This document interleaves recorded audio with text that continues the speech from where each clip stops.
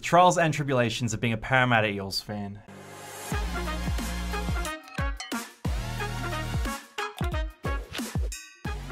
Last year was interesting. I think it was a bit like Game of Thrones in that the first 7 seasons were really enjoyable, but the season finale left a sour taste in our mouths.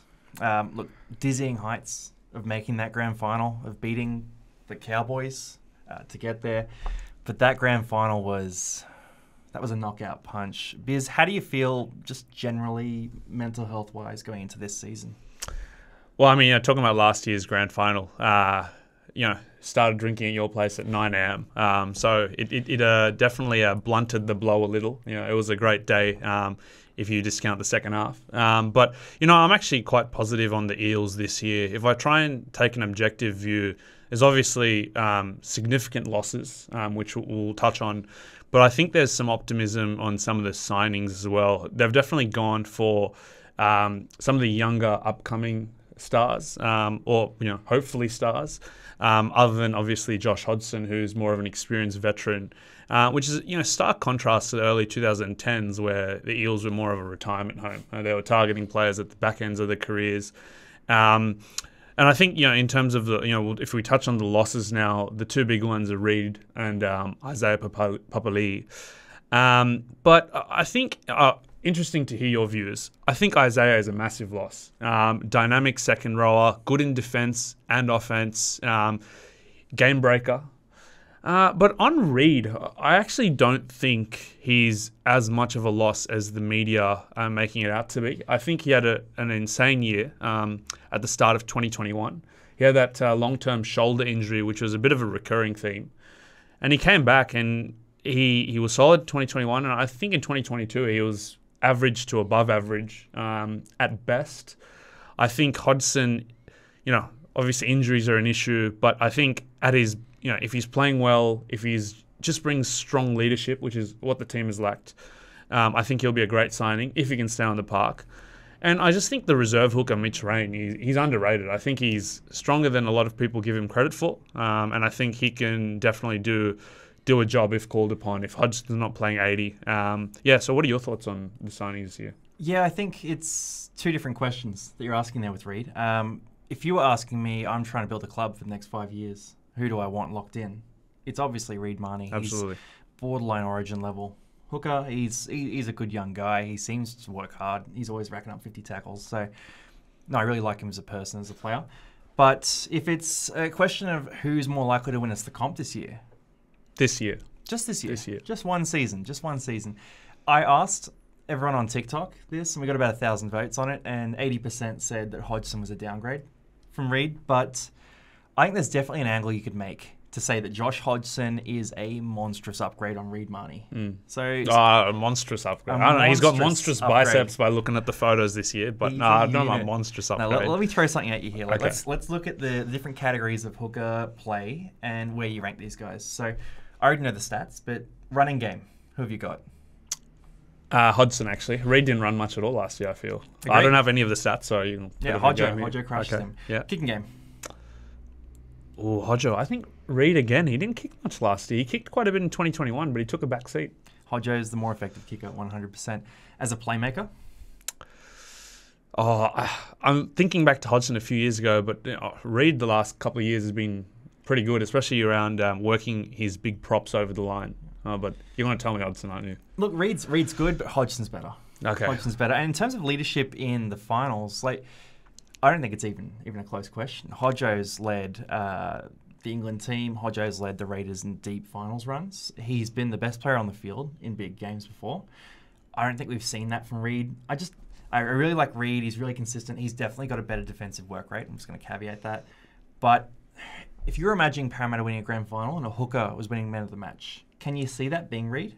No. I think Reid has had a lot of solid games, but he's never really bust open a game for us. Well, at least maybe a couple of times, but usually Parramatta, when they win, it's off the back of Moses or the forward pack. And, Dylan Brown last year had a couple of moments as well where he took over. But, definitely I can't remember a game where the number 9 is, he hasn't really taken a role such as Coruscant Wood or Damien Cook. He's never really produced that sort of performance to, win a game off his back. Yeah, no, exactly. And this isn't a diss of Reed. It's just Hodgson just has that upside in him. And the best possible Hodgson's better than the best possible Reed. But This the injury year, risk. Yeah. Look, just while we're talking about that, as you talked about, not slant on Reed. I think Reed suits the Bulldogs right now better because I agree. Bulldogs aren't there yet. It's not their window as of yet, but they're getting there with the signings. And I think Reed is perfect for that. He's a young, upcoming player who can take the next step. I think Parramatta have got the window for the premiership, and I think, you're right, Hodgson fits them better. Yeah. I mean, if we're looking at the roster too, who are these other losses? So Isaiah Papali'i, I just find that one really interesting because everyone's roasting Parramatta for losing Papali'i, but then giving no credit for like a Hopgood signing. No. When Papa signed, what were people saying? No, saying, no one even talked about it. Reserve grade plotter. He might make the bench. I don't even think they called him plotter because just no one even cared. It was just not a signing. Yeah, no one cared. He was in that Bunty Afoa conversation. At the Warriors. That's tough. Bunty's not bad. Bunty's all right. These guys are all right. But I get it. He became one of the best edgeback rowers in the game. Yeah. And you lose Marata Niukore. Replaceable. As mean as this sounds, I think he just didn't. He wasn't needed at Parramatta to the extent he'll probably be needed at the Warriors. Parramatta have got the thing with Parramatta's forward pack is they all played big minutes. The thing with Marata is as great of a player he is, he does have a lot of times where he just throws the arm out and he suspended for a head high tackle for a couple of weeks, which has really disrupted his last couple of seasons. A lot of injuries too, and then you go Ray Stone, game winner against the Storm, and then the ACL, but. He was starting to come on, but not a loss because he hadn't come on yet. Oregon Kafusi, you talked about him in your Cronulla preview as well. The thing that's concerning for me is the depth. But I'm not that concerned because, you got Madison, Hopgood as your lock rotation. You've got Junior Polo and Regan as your prop rotation. Maybe a guy like Grigg comes on. He has big raps but hasn't done much yet.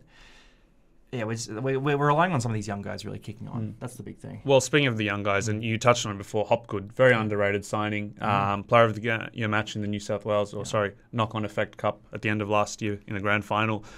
Averaged about 200 metres a game playing at lock, 45 tackles. I mean, anyone who's playing fantasy this year, if he gets that starting lock role, you have to take him on your side. A lot of people have raps on him. I think he's going to play that big minute role in the middle.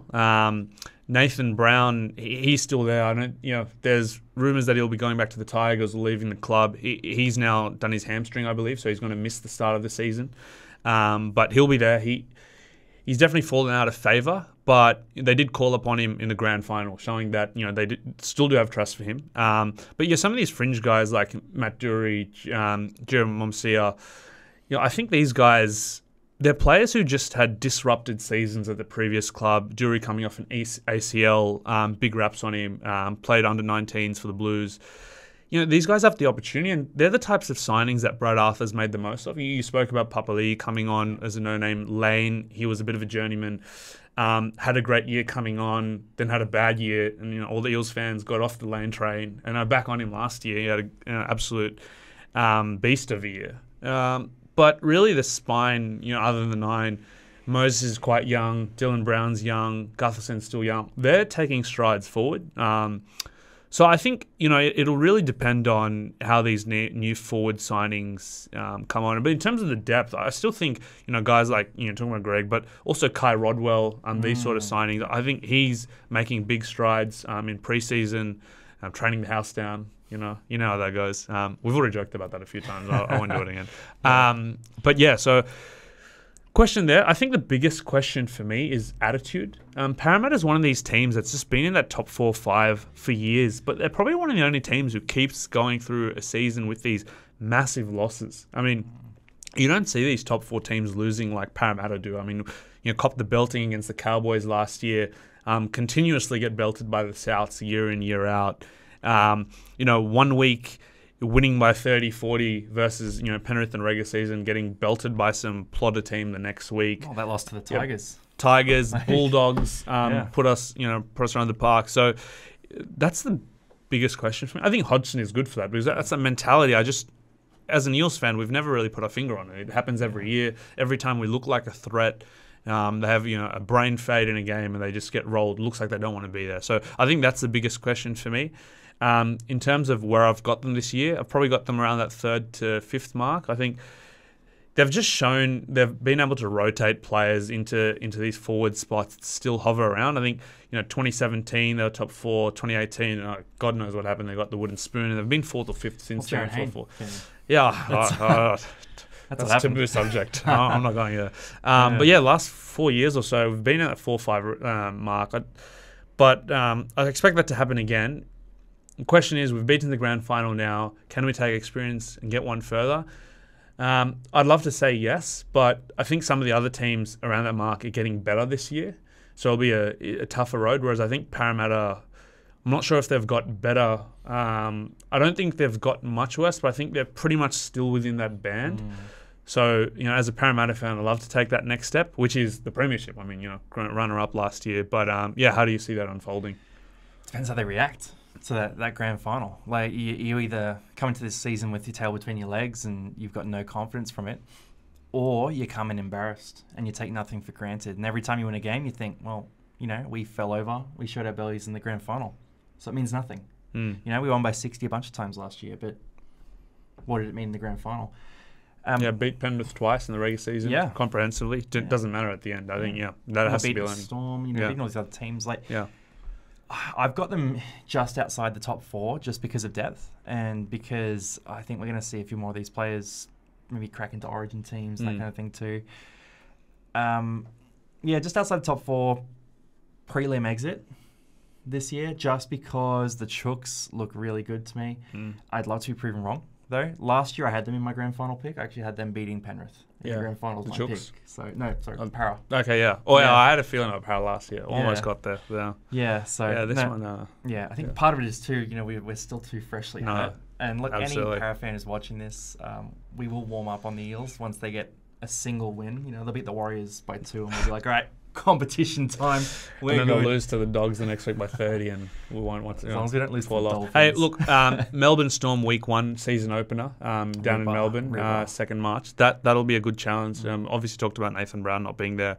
Wonga Blake, broken arm, won't be there. Dunster coming off the ACL.